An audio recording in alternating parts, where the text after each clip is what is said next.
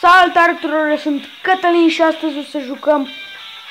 Ăsta este al doilea episod de Tabletop Racing de pe canalul meu, dar primul episod din Tabletop Racing, versiunea Premium.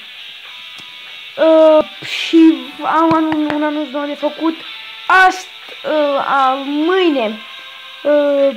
Mâine seara, nu știu,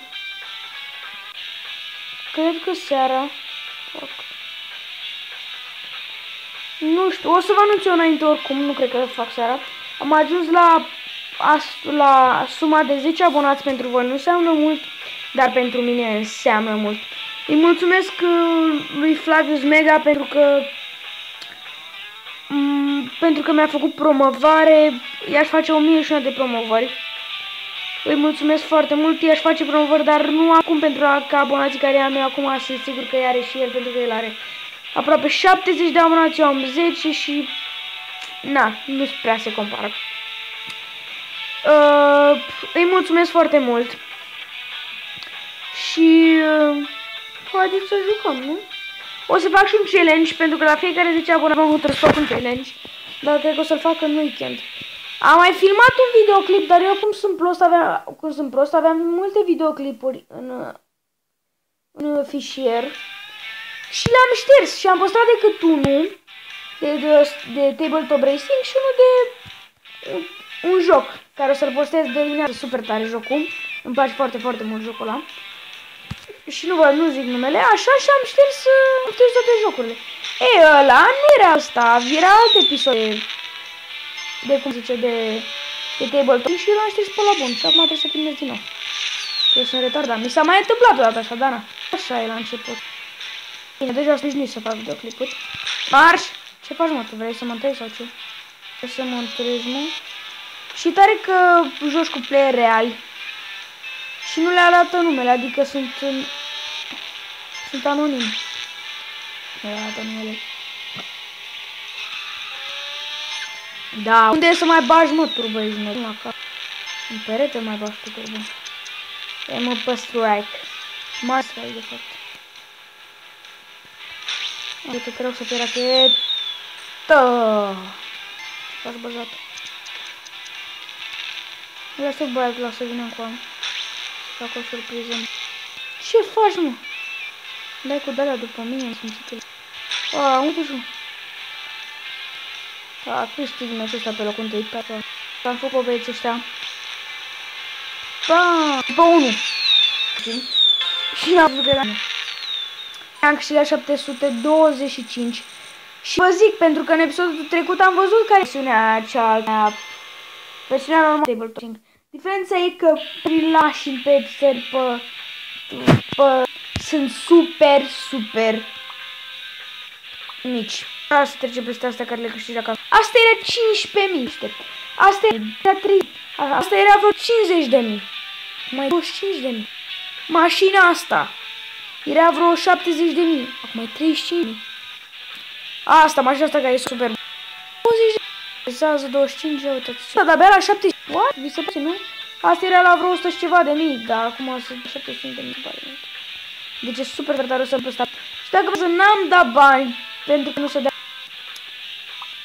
așa pe ori. Că sunt dispus, nu dau bani. Nu vreau să dau bani pe mine. Nu e așa, o super șmecher, dar n-aș da. Nu știu. Apăsa e super.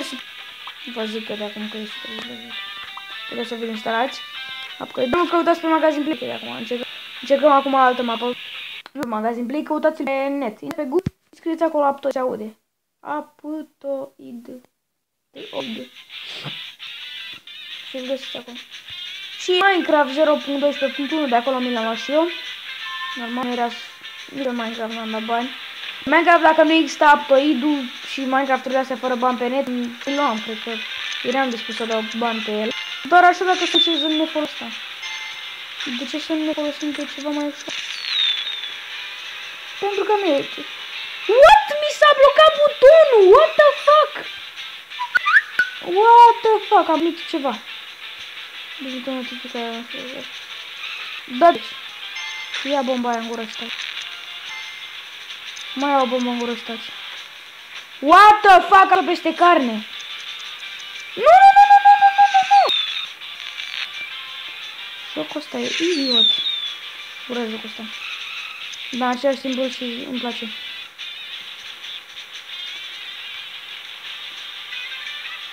What? De ce mi se blochează butonul ăla? De ce mi se blochează? Mi se blochează butonul de stânga. Nu știu de ce. Nu știu de ce.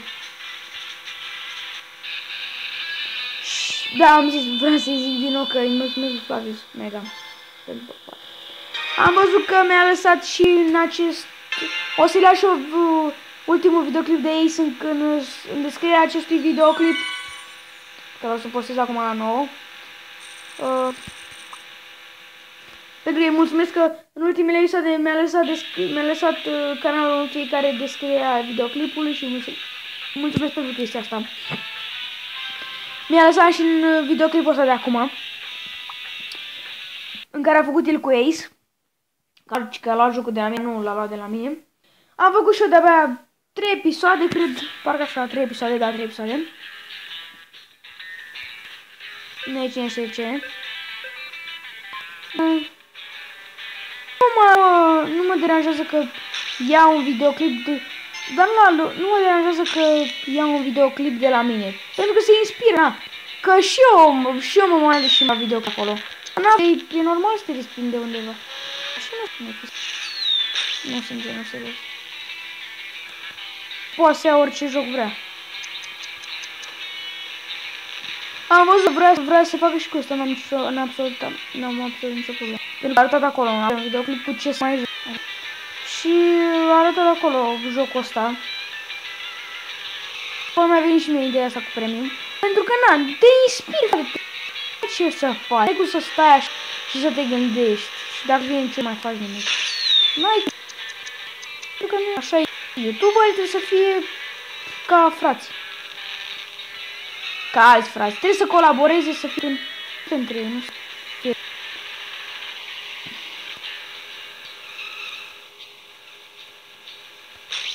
Pentru că fiecare își găsește modalitatea lui de a-și atrage abonați. Fiecare găsește modalitatea lui. Am ieșit pe locul 2? Am ieșit pe... Este, mă! Am ieșit pe locul 2. Super, super tare. O să mă facem o serie pe canal cu un alt joc. Super, super, mega, extra șmecher. O să-l postez mâine dimineață să vă uitați la 7 dimineață dacă n-aveți. La sigur mulți aveți școală. Dar poate aveți timp să vă uitați. 10 minute aveți timp să vă uitați și voi la un videoclip. Măcar colegi acolo înainte de ore dacă vă lasă telefoanele. Pentru că nu o să fiu sincer, nu îi lasă. Campionat?